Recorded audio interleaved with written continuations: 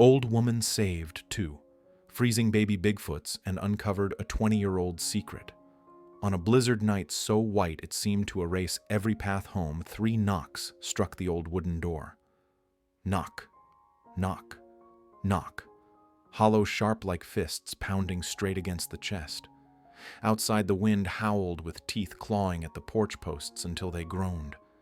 Inside the cabin, the oil lamp flickered, its glow trembling as if it too was afraid. What would you do? If you opened the door and found 2 drenched figures shivering in the snow, their black eyes wide with terror, not quite human, not quite beast, just standing there in silence, curled into themselves like lost shadows of the forest. It was the winter of 1991 in Cedar Hollow when widow Hattie Goodwin heard those knocks, and when she opened her door, fate stepped inside wearing the fragile, desperate forms of 2 young Bigfoots, small, soaked, clutching in their trembling hands a braided ring of cedar crafted like an ancient plea for mercy. Hattie did not know that 20 years earlier her late husband had once saved a Bigfoot child. That child had grown into the tribe's leader, and on this night, they had come back, not by chance, but to keep a promise. To understand why those 3 knocks would echo through her life forever, we must return to that winter, into the small wooden cabin where one act of kindness wrote a covenant between 2 worlds. But before we continue, leave your city in the comments and rate this story from 0 to 10. On a snow-laden hill, Hattie Goodwin's lonely cabin crouched against the biting wind. By the hearth sat a black and white photo of Roy, her son, stolen by the river beside a worn Bible, its spine cracked with age. On the first page, still faintly carved by her husband Frank's penknife in the last winter of his life, the words remained, "The measure of a soul is how it answers the knock." Hattie thought she had grown used to solitude, but the forest remembers. And tonight, it was about to knock again, in a way no one was ever taught to believe. Then it came. Knock, knock, knock. And everything began from there. Part 1. The 3 knocks and the cedar ring. The old wooden door groaned as if protesting being forced open in the middle of a storm. A blast of icy wind surged into the cabin, carrying the stench of snow and the eerie silence of the deep woods. On the porch, 2 small figures hunched together in the dim amber glow of the oil lamp. Their dark fur dripped water, leaving trails down the boards. The taller one bent low, a thin hand pressed firmly on the smaller's shoulder like a vow to protect.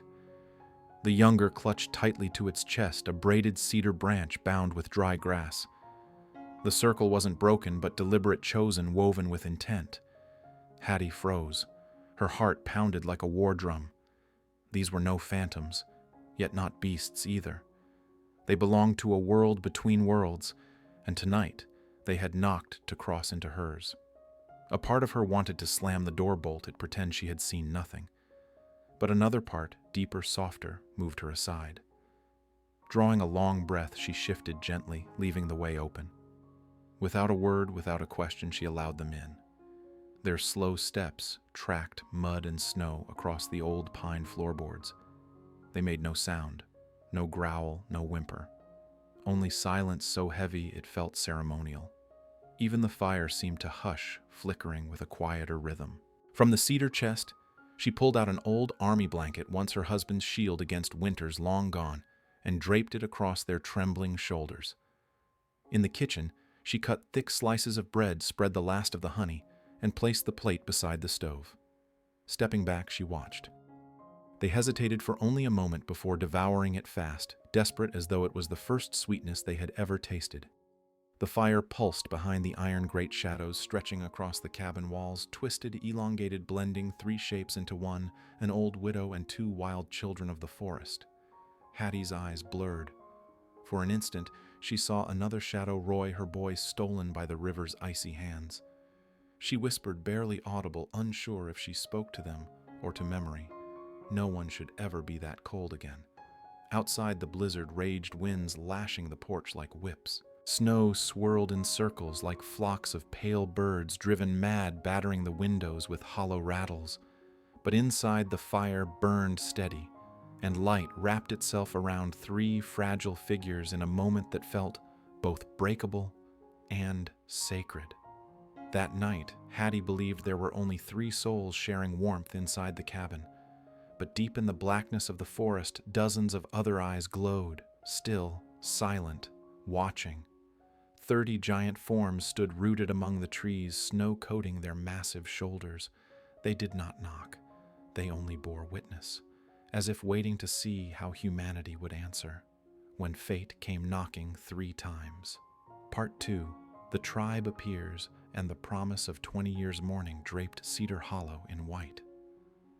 When Hattie pulled back the curtain, the world outside had been remade, snow-scrubbed clean, as if the storm had erased the night itself.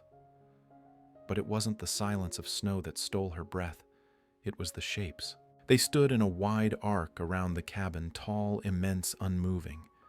Their breath rose in plumes of white against the frozen air. From a distance, they were not men nor bears, but pillars of the forest that somehow breathed.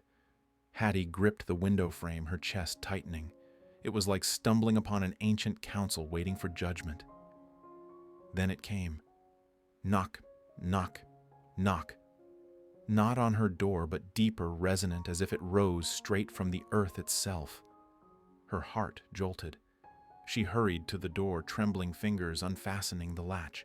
The wood moaned as it swung open, wind and snow rushing in. One figure stepped forward. Not the children from last night, but a giant. Broad shoulders, dark fur, salted with frost, movement slow but deliberate. He stopped at the porch, lowered his head, pressed a fist to his chest, then opened his palm to the floorboards. A ritual, not human yet, bearing a strange gravity of respect. And then words, broken, halting, but undeniable. "You helped them." The sound split Hattie's heart. She no longer knew if she was standing before a beast or a guest. Either way, her cabin had become a bridge to something beyond human measure. Behind him, the others did not move. But from their ranks, one small figure stepped forward. In its hands, it carried a fresh cedar braid needle's still green scent of resin sharp in the cold.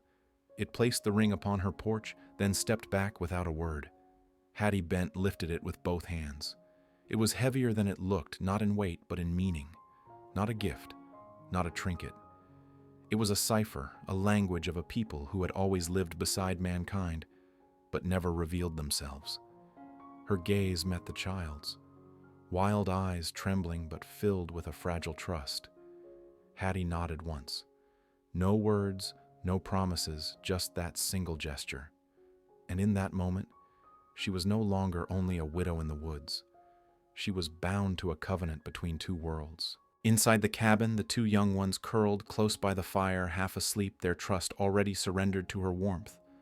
The flames glowed, amber catching in Hattie's silver hair. She listened to the steady crackle of the fire and felt something stir in her chest, a quickening she thought had died with Roy. But the forest never moves without reason. And soon Hattie would learn why this tribe had chosen her cabin of all places to knock upon. The answer waited hidden behind the hearth, beneath a hollow plank of wood she had never thought to lift. Part 3. The Forest Ritual. Honeybread gifts and the wordless language. Each dawn, while snow still lay thick upon the steps, Hattie cut slices of bread, spread what little honey remained in the jar, and placed the plate at the forest's edge. She spoke no word left, no sign, only the quiet offering. Then she stepped back into the cabin, and when she looked again, the plate was empty. No footprints, no broken branches, no sound. Oh, only a white silence, as though the forest itself had reached out, taken it, and withdrawn. The first day she thought it a trick of her eyes. The second day she tried again. By the third, the silence had become an answer. One night the 3 knocks returned, but this time they did not come from her door. They trembled in the air itself, echoing down from snow-laden branches, 2 short, 1 long. A strange rhythm, as though the forest was learning to speak its own name. Hattie sat on the porch, a small knife trembling in her hand. She tapped the handle against the rail. Knock, knock, knock. A reply. And then silence. But this silence was no longer empty. It was weighted reverent as though something unseen had bowed. After the ritual of bread came the gifts. First, a rabbit neck cleanly broken laid neatly on the step. No blood, no violence, only offering. Then a cluster of winter berries bound with reeds from the nearby creek. Another time, a round piece of bark carved with the image of a bird in flight, so delicate, so precise, Hattie shivered. No child's prank could shape such care. She gathered them all, arranging them beneath Roy's photograph. The cedar braid from the first night remained untouched, a sacred center of the shrine she hadn't meant to build, but now dared not disturb. One night she rocked slowly in her chair. The fire glowed amber ashes rising like dusted memories. And then softly she began to hum the same lullaby she once sang, when Roy burned with fever, when the storms frightened him into her arms. The tune drifted fragile through the hollow spaces of the house.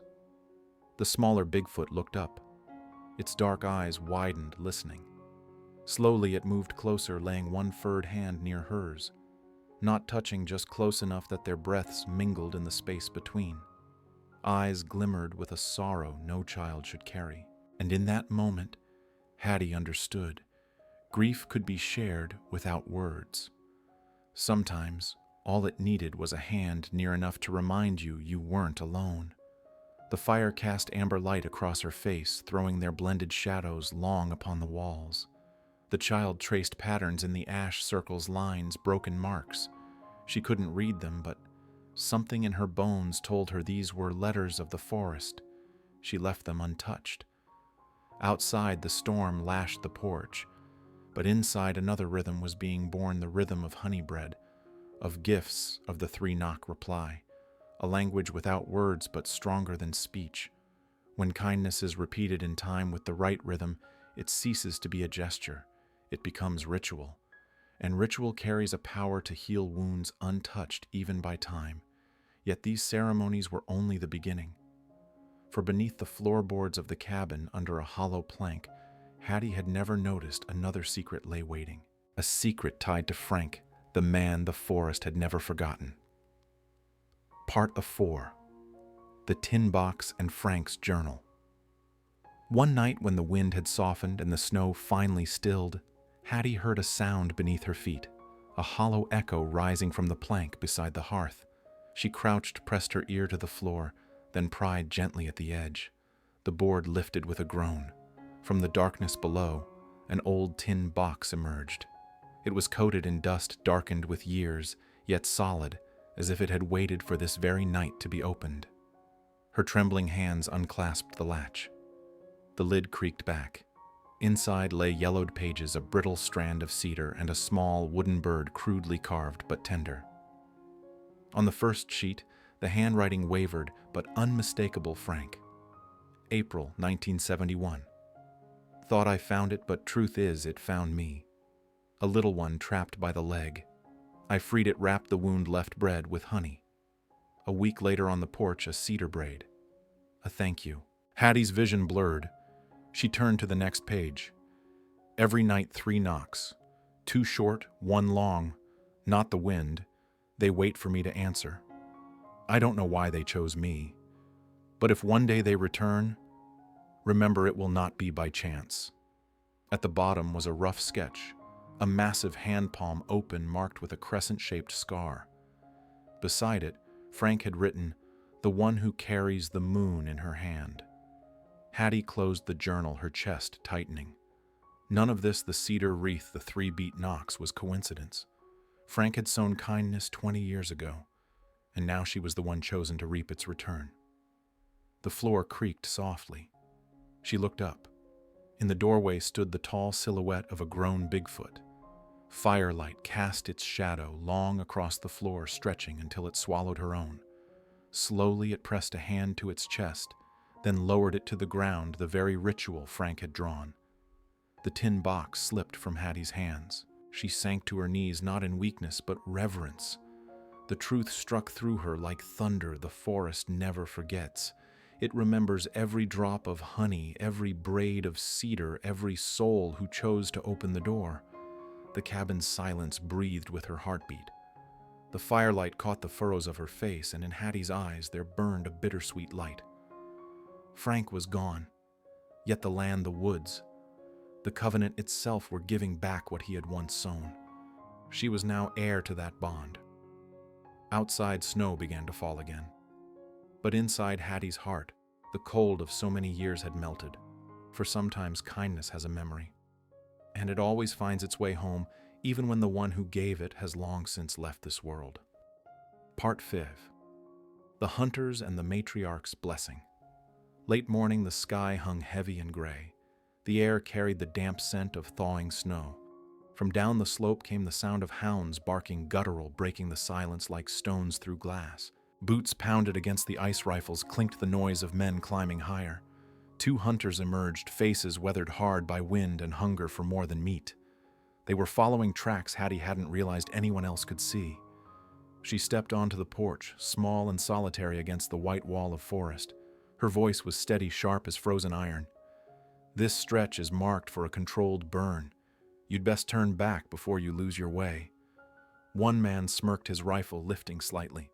But before words could leave his mouth, the ground itself rumbled deep hollow, like the heartbeat of something buried beneath the mountain. The hounds froze. Tails dropped. Then with a whine they wheeled and tore downhill, their leads dragging their masters into the snow.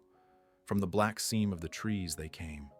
1, 2, 5, 6 giants.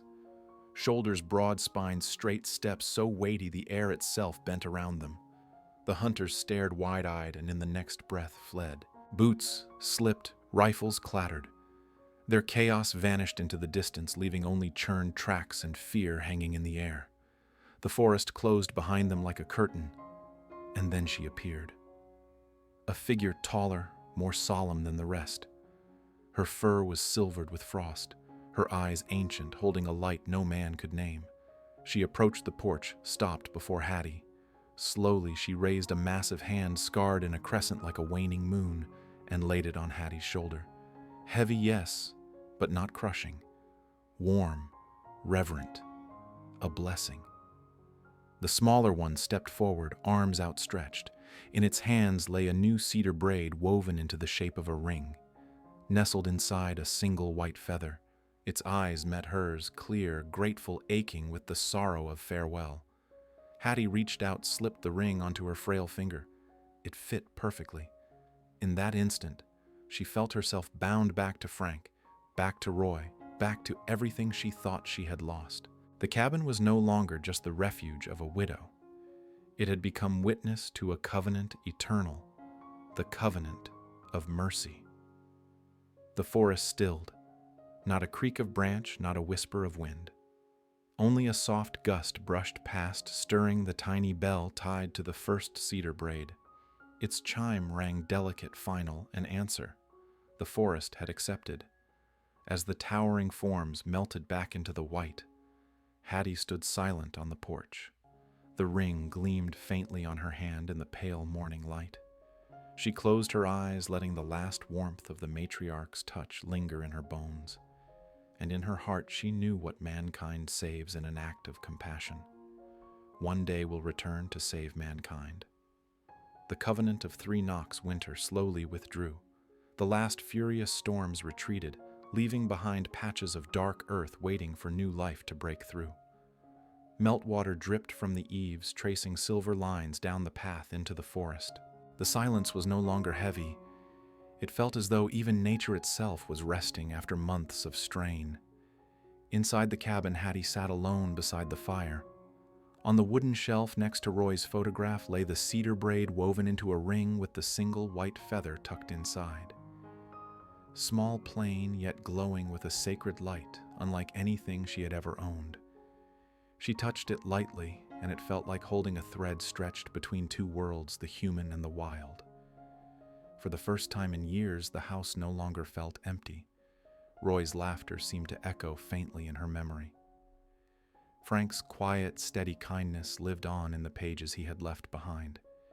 And now even the 2 small Bigfoots had become part of her story, woven into her life as though her family had never truly vanished, only transformed, only returned in a different form. Night fell.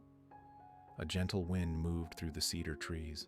It was not the howling terror of the storm anymore, but something softer, a whisper like someone knocking lightly at her window. Hattie smiled. She stepped out onto the porch and tapped 3 times against the wooden rail. Knock, knock, knock. And from the wind came an answer, faint, far away, but unmistakable, 2 short beats and 1 long. Her heart stopped for a moment. Then slowly, a smile spread across her lined face. No fear, no loneliness, only peace. The peace of someone who had finally learned that kindness never disappears. It always finds its way back in the very moment you think you are weakest. Miracles are not always blinding flashes of light. Sometimes they are simply a door opening at the right time, a chance to choose compassion over rejection. And when you open that door, you don't just save someone else, you save yourself. Frank had planted the seed of mercy. Hattie had kept it alive. And the Bigfoot clan had returned the gift with the guardianship of the forest. A circle completed. A covenant written not on paper but in 3 knocks forever echoing through the trees. If you believe that compassion can cross even the boundaries between species, share this story. And don't forget to subscribe so we can meet again on other nights with other tales, where the line between fear and miracle is as fragile as snow under moonlight.